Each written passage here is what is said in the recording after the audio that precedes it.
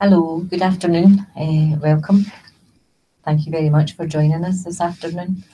This is our third run of the Violence Against Women Myths and Realities that we've run. We're this time around 2,000 people participating. So we're heading towards 10,000 participants over the three runs of the course, which is wonderful. We're delighted. Um, Very much appreciate the thoughtful participation that we've seen over the last 2 weeks. We know that a lot of the material that you have to view is quite harrowing at times and sometimes touches you very personally. So just remind you once again to look after yourselves as you proceed through the course. Just also should introduce myself. I'm Roisin McGoldrick. I think you've probably seen my face on the screen a few times. I'm a colleague. I'm Annie Donaldson. Hi. So loads and loads of very kind of thoughtful and reflective comments. Some of you asking for more literature and more evidence in relation to some of the pieces that we've put on. So I guess we would just want to put down a wee reminder that this is an entry level course. And whilst we're delighted to hear people probing further and looking for more information, some of that information will come in the later weeks of the course, but some of it also might be something that you'd need to source either from the materials that we've given you or from some of the bigger sites like the World Health Organization site. Will give you good articles and links. Also in your own local environment when you're looking for information about a lot of the information we present to you is from Scotland and from the rest of the UK.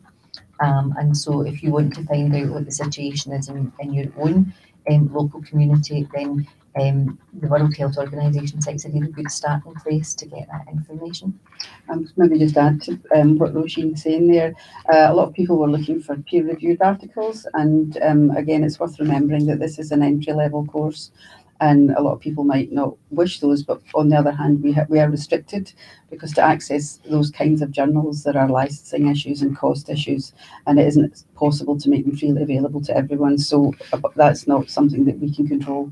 But we've tried to make available as wide a range of literature and resources as possible so that you can at least get started on the kind of issues that we're exploring on the course. Okay, Annie's going to offer a wee bit of reflection on some of the comments that have been around over the last 2 weeks now. It amazes me. It always amazes me how quickly we get to this point. I can't believe we've been going for 2 weeks already, but we are. And so Annie will give us a wee bit of a taster of some of the comments and issues that have been raised.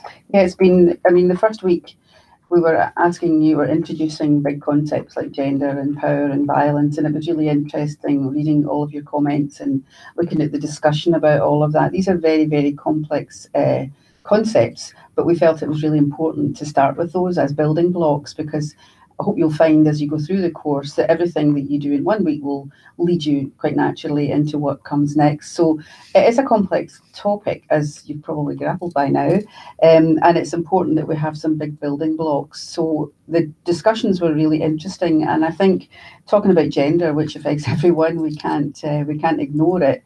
I think it was some of the chat about that was really interesting, and what I was aware of was people were really reflecting on themselves and their lives, and people talking about reflecting on their childhood and looking at their own children perhaps and the way their children are being socialized.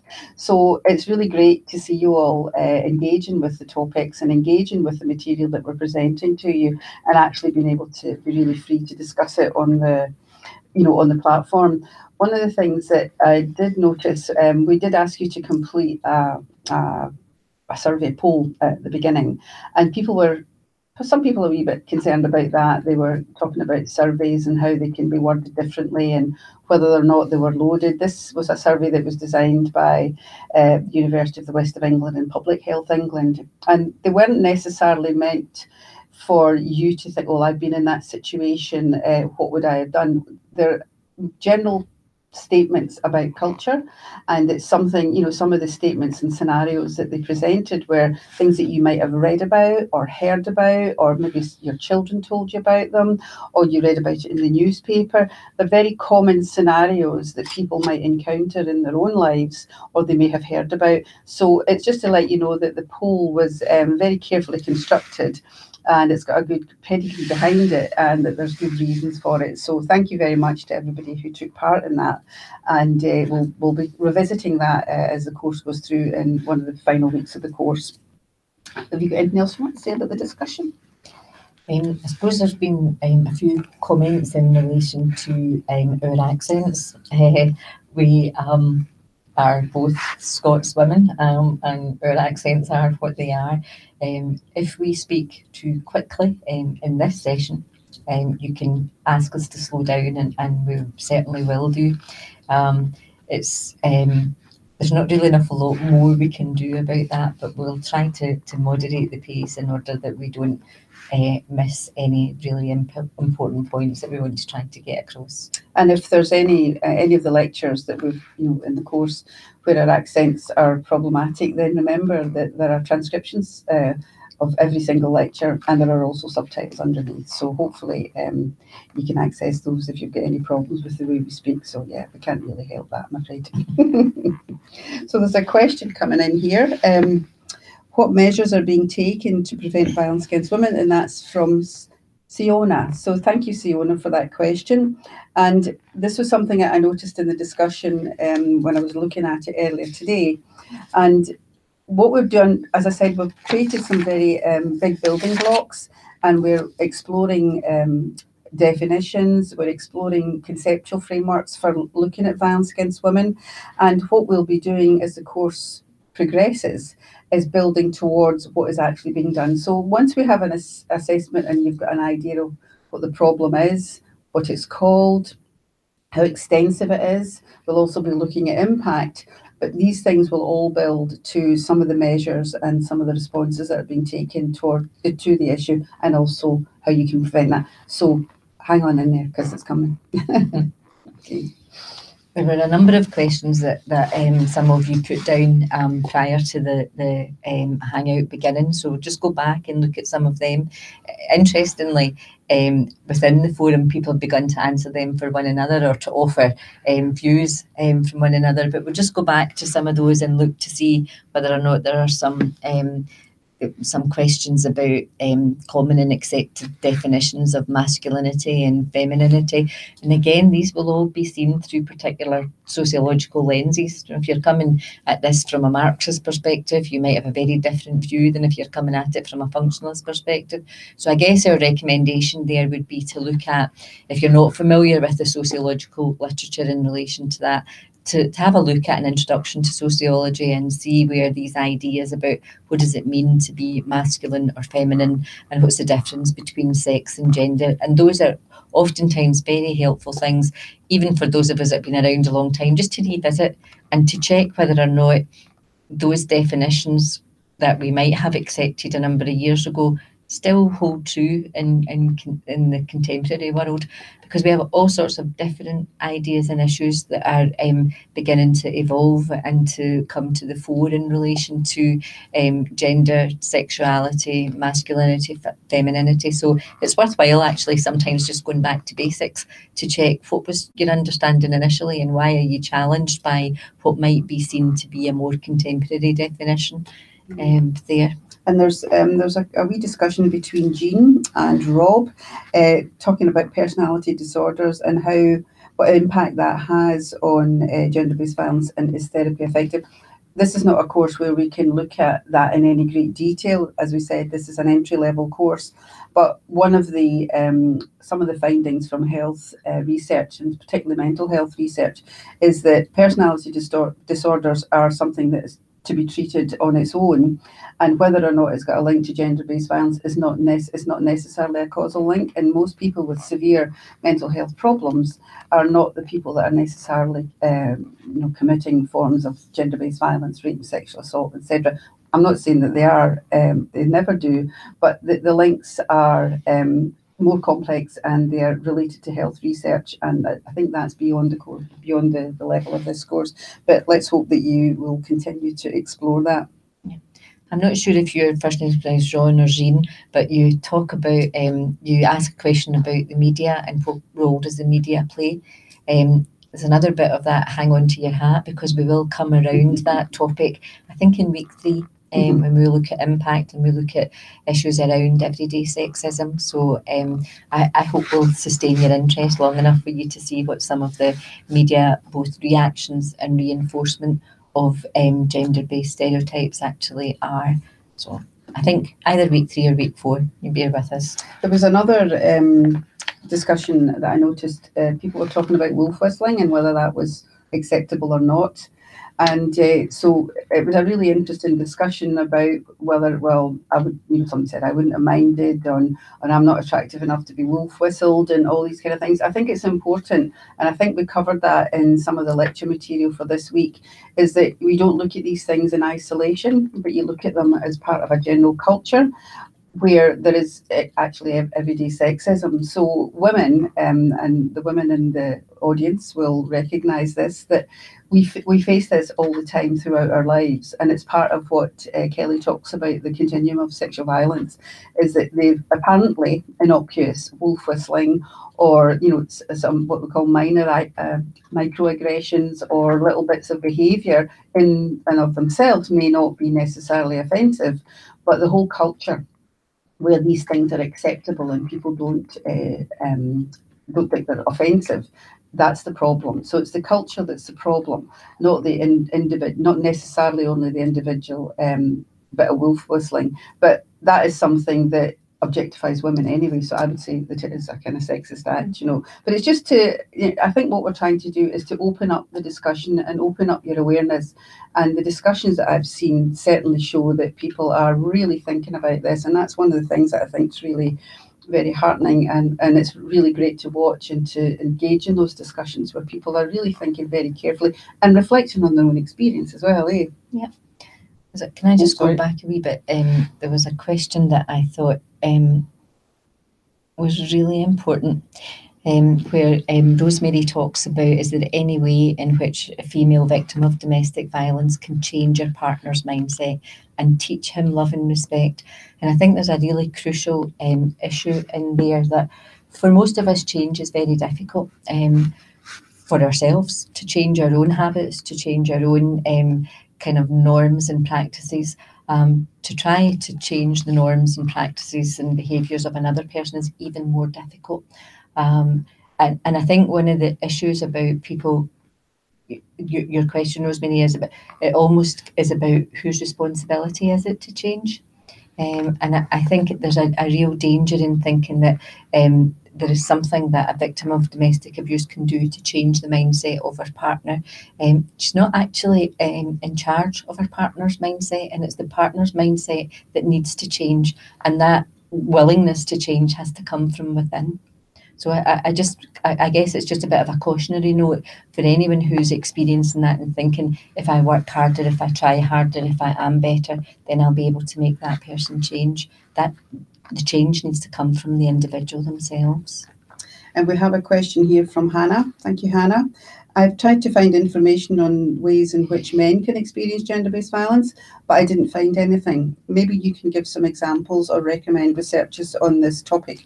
Well, I can't just bring something out of the top of my head, but what I would say is that this is a course about gender-based violence affecting women. It's about understanding violence against women, and we do make a very clear statement that we recognise that it does happen to men as well, and it happens to children, men and boys, and also women can be perpetrators. But so there are lots of examples, and for instance, in the UK, I don't know where you are, Hannah, but in the UK and other countries, there's been quite a lot of quite severe examples of institutional sexual abuse, where boys and girls have been abused in institutional care, whether it's, and also through churches, etc. So there's many, many examples in the media, and I think if you were looking for some searches, to do some searches on that, I don't think you would be very long until you found some examples of that. And if you have access to academic journals, then if you were to type in gender-based violence or violence against gender-based violence affecting men, you would find many, many examples of that. But I think it's really important to say that those forms of violence are still gendered. Because they are based on the things that Roisin was talking about in week 1. It's about gender, it's about power. So whether it happens to men or women, it's about power and abuses of power, and it's about violence used as an abuse of power based on old and hierarchical forms of violence based on patriarchal models. So I don't know if that would help, but it's just to say that it would still be described as gender-based violence affecting men. But on this course, we are overwhelmingly looking at how it affects women in this case. Okay, we'll go back to the questions that were lodged previously, just to make sure. We can't actually always guarantee to answer every question that's submitted to us, sometimes because we won't know the answer. And if we don't know the answer, then we'll tell you that information. But also because sometimes what is being asked is out with the scope of the course as well. Yeah, I don't know, that's quite an interesting one from Elena. Okay, so Elena talks about, considering what we're reading and discussing about the fact that so many women are unconscious victims, and somehow we all are, because sexism is so spread, which could be an effective tool to fight against it. Which actions can be considered good practices? You might think that we're using this as a stop response this afternoon, but actually by the time we get to the end of this class, the end of this course, we will be offering suggestions about ways in which people can look at changing practices, ways in which we can engage with the political system, the social system, to help us effect change. So in order to change something, we need to understand what it is in the first instance. We need to understand how it has evolved, how it has come about, what supports it. And so the first probably 4 or 5 weeks of the course are around that area. The last week looks at effective interventions. So again, we hope you'll bear with us till that stage. And it's really great that you're also enthusiastic, because it just shows that you're absolutely desperate to learn what's to come next. So there's another question here from Shreya. Thank you, Shreya. How do you empower a woman who is going through violence, realise it somewhere inside, but is too afraid to share it with the society? That's a very heartfelt question, Shreya. I'll have a go, and maybe Roisin will have a go answering it as well. And I think it links back to what Roisin was saying from the previous question about how you would change someone else. And I think that women in that situation, and if you've been looking at Ewan Stark's lecture or talk about coercive control, quite often it's about the removal of control, and it's about women being disempowered in that situation.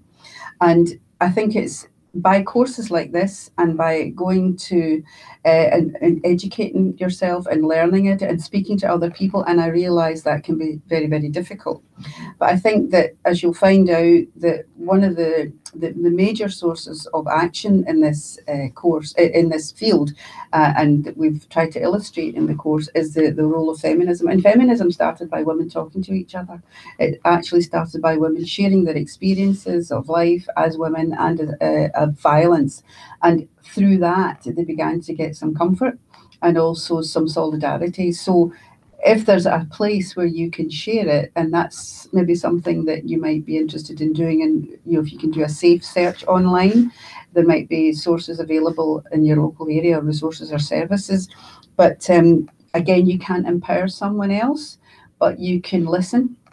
And we'll be talking also about the impact of violence on women, and some of the things that practitioners and so on can do to support them. So hopefully, again, this will come. I don't know if you wanted to add a wee bit to that. It's interesting. I just had a conversation earlier today with a student who is trying to research the role of peer support in relation to sustaining people when they've left violent situations.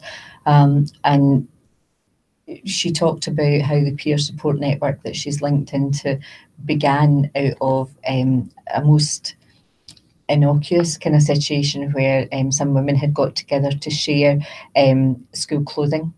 So their children were getting bigger, moving on to the next size of clothing, and they had this surplus clothing, but they were also aware that there were some difficulties in their community in terms of people not being able to afford the kinds of uniforms that were required. So through that very practical sharing of that resource, the conversations that Annie talked about, women talking to other women, in that space, there was a safety, there was a reason why the people were there together, and they were sharing common problems. And sometimes the sharing of one common problem can lead to the sharing of another common problem when people begin to feel safer and more able.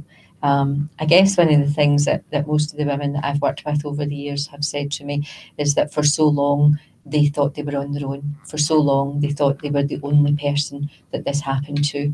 And the relief, absolute relief, the palpable relief that they feel, not because someone else is experiencing the same thing and it's a horrible thing they're experiencing, but that they were not alone and that they could offer one another some solidarity and some support, and perhaps then be able to find strength to do something about the circumstances that we were in, to know that someone else was in your corner, someone else understood what you were going through, makes a massive difference to And I people. think also, given the times we're living in, and the Me Too movement highlighted for many people who perhaps hadn't been aware of it before, how much culture can inhibit and prevent it, not be safe for women to come forward.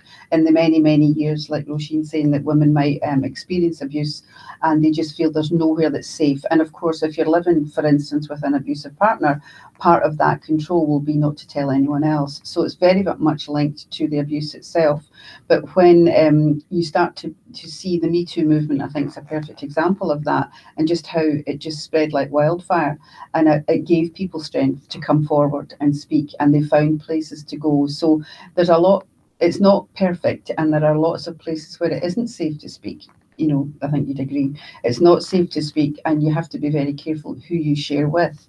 But I think as we come to hear more about how different agencies and institutional responses are changing, it's making it a safer place for women to come forward. However, that will vary depending on which country you're in and how these things are. And for some women, it's not safe to tell anyone in some country. And it's the same in Scotland. Sometimes it's just not safe.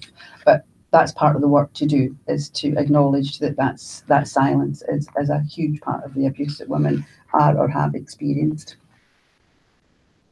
I think we're just about answered everything. Here's another one. Oh. There's no name here. Often when using websites, inappropriate adverts pop up with pictures of women. Do those women generally give consent for this, or is it a complete shock for them? I don't know whether you mean the shock for the people seeing it. Oh, it's Siona again. Thank you. Do you want to have a go at that one? I'm not sure. I mean, I think we're in a time in relation to the internet where we are tempering our valuing of it in terms of being a way to access vast amount of information that previously just wouldn't have been available to us. And some of the absolutely positive things about people being able to find help very quickly and very discreetly through the internet is then sometimes compromised by some of the unscrupulous advertising that goes on. I guess there's a huge element of the commercial imperatives that the internet actually has to operate under, and I'm not sure how easily controlled some of this is. My guess to the answer to the second part of your question about people giving permission, I think one of the things that we're beginning to realise is that when we put ourselves on social media, then the ability to take ourselves back off it again is very limited. And when we allow images to be used for one purpose, despite data protection and the new data protection regulations, quite often our information can be used, sometimes legally, sometimes not. Sometimes our images can be used, sometimes legally, sometimes not. And oftentimes the damage is done by the time someone actually realises that their information or image has been used inappropriately and they try to do something about it. huge debates around whether or not we need more regulation in relation to social media and whose responsibility that regulation is. So I guess with any advance in technology and the kind of absolutely wonderful enabling dimensions that has, there is a downside to that in terms of impositions or the inroads it makes into our privacy and confidentiality and the ownership of our images and information. So my guess would be that the adverts that pop up will not have individual permissions from the people who are featured in them, but we as a society, we as a world, I guess, have a big debate about how the benefits and the other word, the benefits and the challenges or the downside of having that wonderful resource at our fingertips. So I think we seem to have run out of questions. I think we've answered everything on there.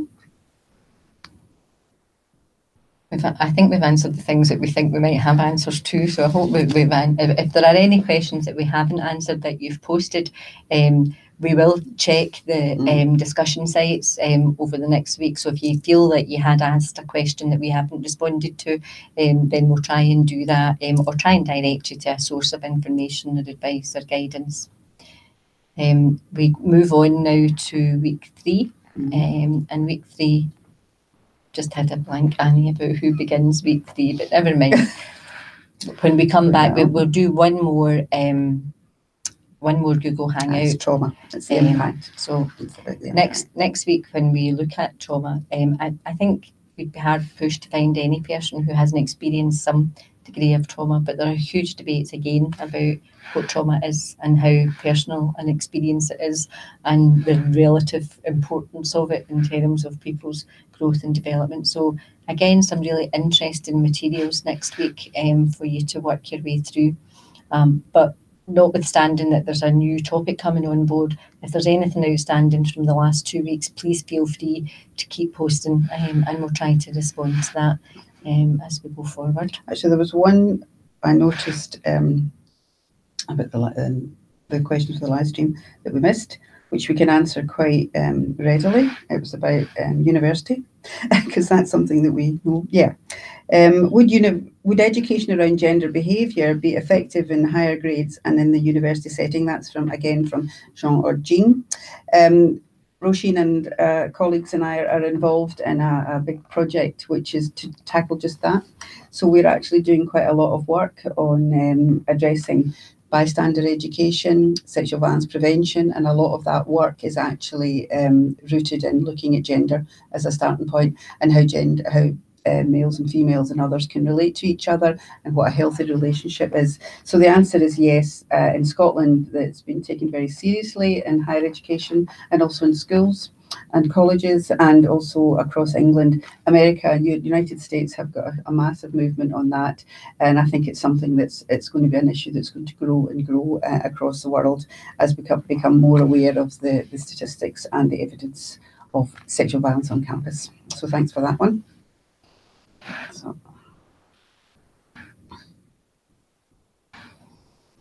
So there's no more. Okay, I think we've kind of come to the end of this hangout. Once again, just want to express our appreciation to you for your participation in the course. As we say in the health warnings, remember that some of the materials that you are looking at and reading about may well provoke difficult memories of your own. Try to make sure that you've got that you're kind to yourself in the weeks that you're undertaking this course. You look after yourself. That you might try to make sure that there are safe spaces for you when you're thinking about wanting to talk to somebody about this and sharing some of that in the online environment. So, and one final thing is that people have said in the past that they wish that we didn't release the material on a weekly basis, because they're dead keen to absorb all the information. One of the reasons we decided not to do that is related to what Roisin's just said, is it's because some of the material can be quite distressing. We feel it's important that you take a break from it. And by not issuing the material all at once, it means that you're forced to take a break, and hopefully you will, and look after yourself. And we'll look forward to seeing you again in one of these live streams, but we'll look forward to hearing your comments and to joining in the discussion with you over the next couple of weeks. So thanks very much for joining us. Thank you. Goodbye from me.